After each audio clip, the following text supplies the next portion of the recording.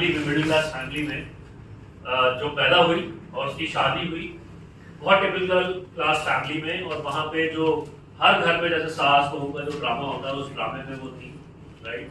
और लड़ाई झगड़ा, पैसे का अभाव, तनाव, परेशानियां, लड़ाई झगड़े, वो सब कुछ था। और ड्रीमर बहुत बड़ी थी, यहाँ तक उनके पल्लू हुआ करता था। बिजनेस उन्होंने ज्वाइन किया, मोदी के किसी ने दिखाया, उनके घर में बिजनेस आ गया और एक छोटा सा बच्चा भी आ गया था उनके घर में। तो वो सारी आशाएं जो है ना वो जाग गई कि इसका फ्यूचर जो है वो मुझे ऐसा बनाना है जैसा मेरा था वैसा नहीं, इसका फ्यूचर ऐसा बनाना है कि दुनिया देखे। और जैसे जैसे वो बच्चा बड़ा होता गया वैसे वैसे वो सपने बड़े होते गए, है ना, और आशाएं जो हैं वो बड़ी होती गई, बिजनेस में आगे बढ़ते गए, कामयाब होते गए, बड़ा पैसा आता गया, साथ में चैलेंज भी आता गया। आप मुझे एक बात बताइए, इसके अलावा जो मैंने ये प्रॉब्लम्स की बात की, जैसे तनाव की वजह से स्ट्रेस आता है, बीपी आता है, डायबिटीज आता है, इसके अलावा और भी बड़े चैलेंजेस आते हैं। कैंसर आ जाता है, ब्रेन हैमरेजेस आ जाते हैं, पैरालिटिक जैसे मैम ने कहा, तो बेड रिटर्न हो जाता है, और 12-12, 13-13, 15-15 साल जो है वो लोग बेड रिटर्न हो जाते हैं। तो उन लेडी के घर में एक ऐसा चैलेंज भी आया, 12 साल जो उनके हस्बैंड है वो बेड रिटर्न रहे। तो ये क्या छोटा चैलेंज होता है? भगवान ना करे कभी किसी के घर में ऐसी परेशानी आए, और एक बार आंख बंद करके सोचो तो सही, अगर हमारे घर में कुछ ऐसा हो गया तो क्या करेंगे? लोगों के घर घाट पिट जाते हैं। पर इस बिजनेस की बदौलत उस लेडी ने काम करना बंद नहीं किया, अपनी टीम को बिल्ड करते गए, अपने नेटवर्क को बिल्ड करते गए, और सपना लेते गए कि ये काम करना और इतना बड़ा करना है। बेटे की शादी करनी है, हेलीकॉप्टर से दुल्हन को लेकर आएंगे मंडप में, और आपको जाके खुशी होगी, वो आप सभी ग्रेट अपलाइन सुरेखा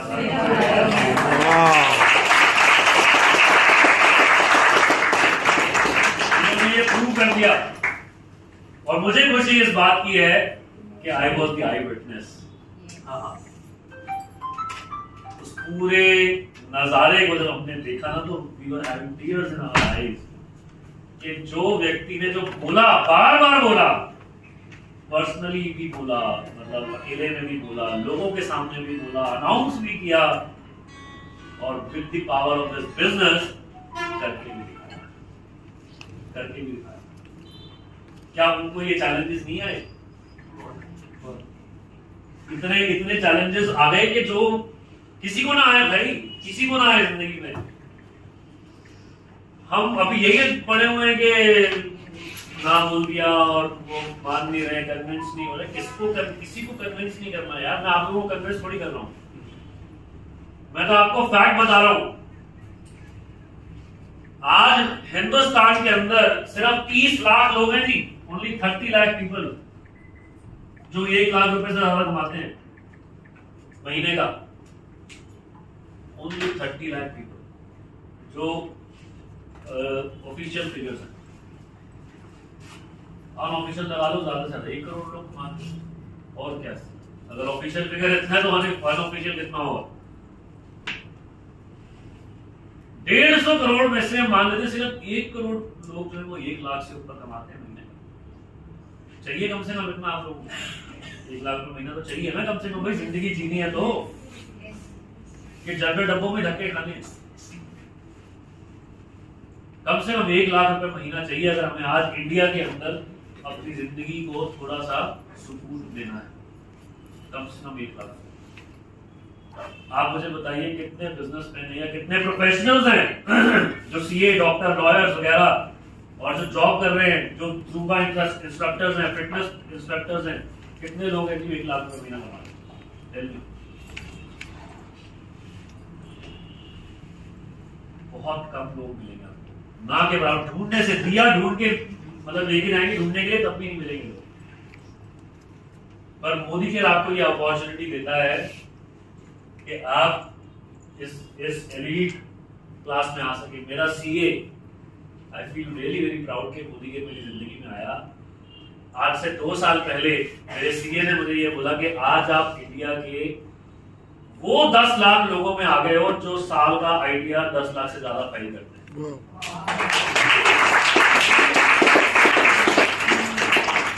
मोदिगर से पहले क्या था? कर्जा ही कर्जा, नुकसान ही नुकसान, लोगों के फोन ही फोन, पैसा दो, इंटरेस्ट दो, पैसे नहीं आए, यही चलता था उसमें। तो बिजनेस बहुत बड़ा है, बिजनेस बहुत पावरफुल है। इसको करने के लिए हमें भी पावरफुल बनना पड़ेगा, हमें भी अपने अंदर वो कन्विक्शन लानी पड़ेगी। एक होती है चाहत और एक होता है इरादा। मेरी चाहत है कि मैं माउंट एवरेस्ट पे चढ़ूं, मेरी चाहत है, दुनिया की सबसे बड़ी पीक है, मैं उस पर चढ़ना चाहता हूँ, मेरी चाहत है। मर जाऊंगा ऐसी चाहत के साथ, क्या होगा? क्योंकि मैं तो तैयारी नहीं कर रहा भाई, मेरे को पहाड़ देखकर पसीना आ जाता है। बट एक लेडी है जिसको कुछ लोगों ने चलती ट्रेन से फेंक दिया, यस, वो दूसरी ट्रेन से टकरा के गिर गई जमीन पर, पूरी रात वहां उस पे ट्रैक पे पड़ी रही, उसका एक टांग कट गई और मल्टीपल इंजरीज बैक, उसका बैकबोन टूट गया। और जब वो ट्रैक पे पड़ी रही तो चूहे जो है वो आकर उसका मांस उतरते रहे, हड्डियां उतरते रहे। और सुबह जब उसको स्थानीय लोगों ने देखा तो उसको उठा के हॉस्पिटल में डाला, और वहां पे जो डॉक्टर था वो घबरा गया कि ये तो केस में से हैंडल ही नहीं होगा, और वहां पे उसकी नाक को काटा गया फर्स्ट एड में, और फिर उसको एम्स भेजा गया।